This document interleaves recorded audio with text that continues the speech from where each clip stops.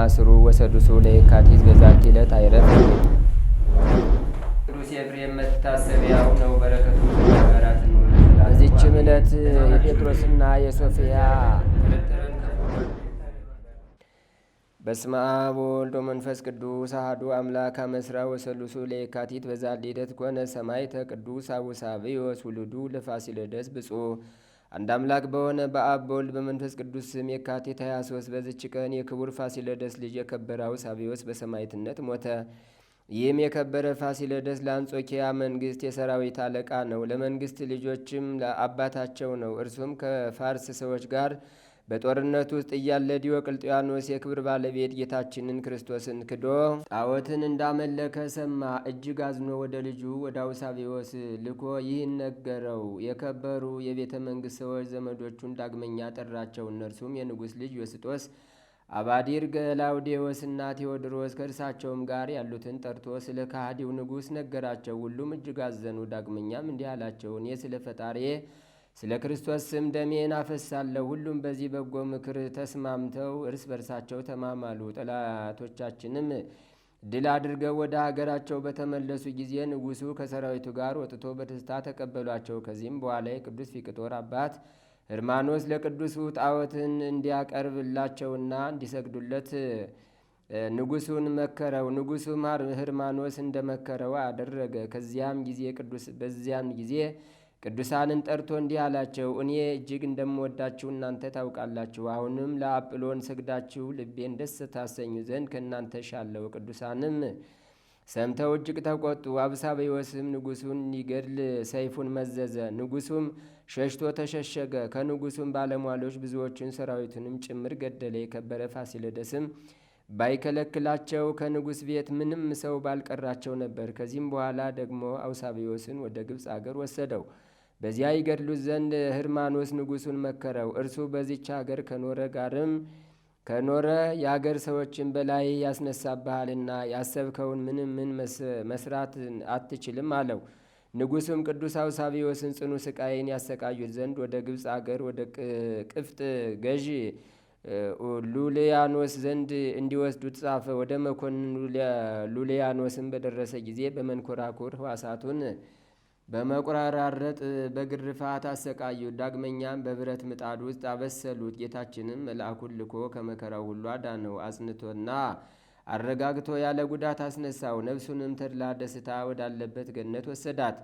የጻድቃንና የሰማዕታትንም መኖሪያ አየ። ለእርሱና ለአባቱ ለዘመዶቹም ያዘጋጀላቸውን ቦታዎች አይቶ ነፍሱ እጅግ ደስ አላት። ከዚህም በኋላ ወደ እሳት ማንደጃ ውስጥ ይጨምሩት ዘንድ መኮንኑ አዘዘ። ያን ጊዜ ከእግዚአብሔር የታዘዘ መልአክ ወርዶ እሳቱን እንደ ጠላ ቀዝቅዞ ያለ ጥፋት የከበረ አውሳብዮስን አወጣው። መኳንንቱም እንዲህ ብለው መከሩት፣ መኮንን ወይ ራሱን በሰይፍ እንዲቆርጡ ዘዝ፣ ከእርሱም ትግል ታርፋለ። እርሱም የአውሳብዮስን የከበረች ራሱን በሰይፍ ይቆርጡ ዘንድ አዘዘና ቆረጡት። የሰማዕትነት አክሊልንም መንግሥተ ሰማያት ተቀበለ። ለእግዚአብሔርም ምስጋና ይሁን፣ እኛንም በጸሎቱ ይማረን፣ በረከቱም ከእኛ ጋር ትኑር ለዘላለሙ አሜን። ሰላም ለከ ወልደ ፋሲለደስ ሊቀሃራ ወቢጸብጹ መርቆራ አውሳብዮስ ሰማዕት ትቤዝወኒ መከራ አርኢሊተ ለአምላክ መሃሪ ለአባልከ ምትራ አመለ ነፍሴ ይትነበብ እኩይ ምግባራ። በዚችም ዕለት የምስራቃዊ ቴዎድሮስ አገልጋይ ያውስግኒዮስ የምስክርነቱ መታሰቢያ ነው። በረከቱም ከእኛ ጋር ትኑር ለእግዚአብሔር ምስጋና ይሁን ለዘላለሙ አሜን። አንድ አምላክ በሆነ በአብ በወልድ በመንፈስ ቅዱስ ስም የካቲት 24 በዚች ቀን የከበረ አባት የኤጲስቆጶስ አጋቢዮስ አረፈ። በዚችም ዕለት የከበሩ በጋዛ ሰማዕት የሆኑ ጢሞቴዎስና የቆጵሮስ ሀገር ሚናስ መታሰቢያቸው ነው። በረከታቸውም ከእኛ ጋር ትኑር ለእግዚአብሔር ምስጋና ይሁን አሜን። ዛቅረብኩ ማይለት አዘኪርያ ይላፈም ለተጸምዱ ከዘልፈ ለላ አነብብ ተወከብ ዘንዴቴ መጽሐፈ እንተረሰይ ከግዚኦ ጸዲቀ መበለት ውኩፈ እምላ ብኡ ብውላን ዘተርፈ ነቢያት ቅዱሳን ሐዋርያት ሰባክያን ሰማዕት ጻድቃን ወመላእክት ትጉሃን ደናግል አዲ ወመነኮሳት ሄራን ባርኩ ጉባኤ ዛቲ መካን እስከ አረጋዊ ሊቅ ወንዑስ ሕፃን ለዘጸሐፎ በክርታስ ወለዛ ጻፎን ዘይደርስ ወለዛ አንብቦ ለዘተርጎሞ በልሳን አዲስ ወለዘ ሰማ ቃሎ በዝነ መንፈስ በጸሎተሙ ማርያም አራቂተ ኩሉም ባይ ስቡረ የመሐረነ ኢየሱስ ክርስቶስ ተአምሪሁ ለቅዱስ ጊዮርጊስ ጸሎቱ ወበረከቱ ይሃሉ ምስለ ኩልነ ህዝበ ክርስቲያን ለዓለም ዓለም አሜን። ልመናውና በረከቱ አማላጅነቱ ለዘላለም በእውነት ለሁላችን ደርብንና ሰማዕቱ ቅዱስ ጊዮርጊስ ያደረገው ተአምሬ ነው። ወዳጆቼ ሆይ ብባ በሚባል ሀገር በጦርነት ጊዜ የቅዱስ ጊዮርጊስ ስዕል ያደረገውን ተአምር ስሙ። ቤተ ክርስቲያን በተሰራች ጊዜ ካህን ሾሙላት። እርሱም በሞተ ጊዜ ልጁን ካህን አድርገው ለዚች ቤተ ክርስቲያን ሾሙላት። ሟቹም ካህን ከመሞቱ በፊት የሊቀ ሰማዕታት ቅዱስ ጊዮርጊስ ስጋውን በስውር ተቀምጦ ያለበትን ቦታ ቀጽሎ ለሚሾመው ማሳየት ነበረበት። ይህን እንደዚህ ከትውልድ ወደ ትውልድ ይተላለፍ ነበር። ይስሐቅ የተባለ ሰው ሲመተ ክህነት በተሾመ ጊዜ አንድ ልጅ ወልዶ ስሙን ዮሐንስ ብሎ ሰይሞ እንደተለመደው የሊቀ ሰማዕታት ቅዱስ ጊዮርጊስ ስጋውን በስውር ያለበትን ቦታ አሳየው። ከዚህም በኋላ የዮሐንስ አባት ይስሐቅ ከዚህ ዓለም በሞት ተለየ። ልጁ ዮሐንስ ደግሞ በተወለደ ጊዜ በሰማዕቱ ስም ቅዱስ ጊዮርጊስ ብሎ ሰየመው። ልጁ ጊዮርጊስም አድጎ በጎለመሰ ጊዜ በድንገተኛ በሽታ ታሞ ሞተ። ዮሐንስም ልጁ ጊዮርጊስ እንደሞተ አይቶ አይምሮን አጣ።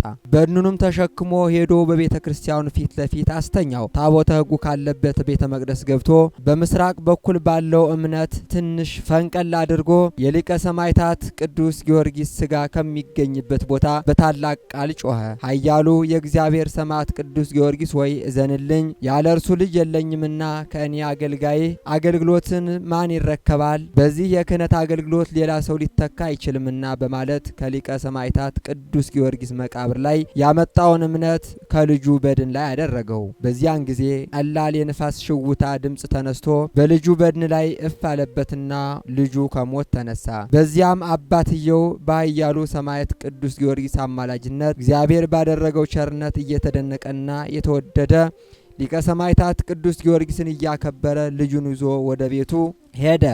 እኔና አባቴ በዚች ቤተ ክርስቲያን ውስጥ ካለው የሊቀ ሰማዕታት ቅዱስ ጊዮርጊስ ስዕል የተነሳ እንባረክ ዘንድ ወደ እርሷ ገብተን በጠየቅነው ጊዜ አስቀድሞ የነገርናችሁ ካህን ወደ በዓቱ አስገባን። ልጁ ሞቶ ነበር። የሞተ ልጁንም ስጋ በሊቀ መላእክት በሊቀ ሰማዕት ቅዱስ ጊዮርጊስ ስጋ ላይ ባኖረው ጊዜ ነፍሱ ወደ በድኑ ተመልሳ ልጁ እንደተነሳ ነገረን። እኛም የተወደደ ሊቀ ሰማዕታት ቅዱስ ጊዮርጊስ ስጋውን አሳይቶን ከእርሱ እንባረክ ዘንድ ለመን ነው። ፈጥኖም በሳጥኑ ውስጥ የነበረውን የተወደደ ሊቀ ሰማዕታት ቅዱስ ጊዮርጊስ ስጋውን አመጣልን። ያንንም ሳጥን በከፈተው ጊዜ በውስጡ የተወደደ ሊቀ ሰማዕታት ቅዱስ ጊዮርጊስ ስጋን 3 አካላትን አግኝቶ ከእርሱ ተባረክን። የሰጠንን ይህንንም ሳጥን መልሶ ወደ ቤተ ክርስቲያን ውስጥ አግብቶ አኖረው።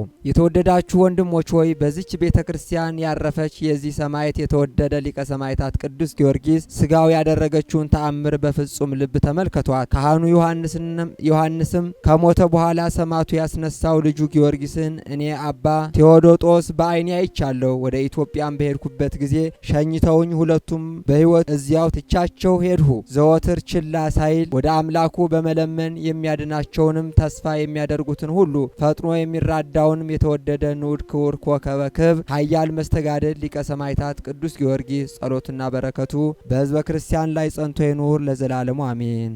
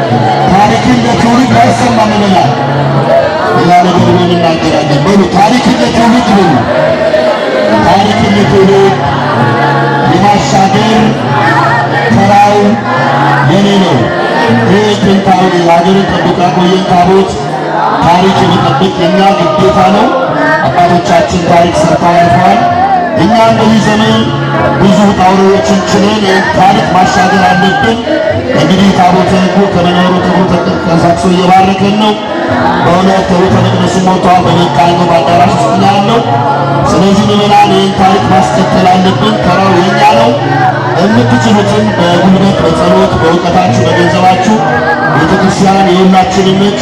ይህ ቦታ የሁላችንም ቅርስ ታሪክ ነውና በመጨረሻ ጊዜ ልጣችሁ ከፍ አድርጉ እስቲ። ታሪክነት ልክ በሉ እስቲ። አይሰማም ታሪክነት ልክ በሉ። የማሻገር ተራው የኔ ነው በሉ እስቲ። በሉና መስግኑ እስቲ። የሰማይ ልጆቻቸው አይታዩም። በቅዱስ ጊዮርጊስ ለሰማዕቱ አመስግኑ። የምትችሉትን በየቦታው ጣልቃን አድርጉ። ብዙ ነገሥታት፣ ብዙ ሊቃውንት፣ ብዙ አባቶች፣ ብዙ ምሁራን ያለፉበት ሀገር ጠብቆ ያቆየ ቦታ ነው። እግዚአብሔርን አመስግኑ። ሁላችሁ እያመሰግናችሁ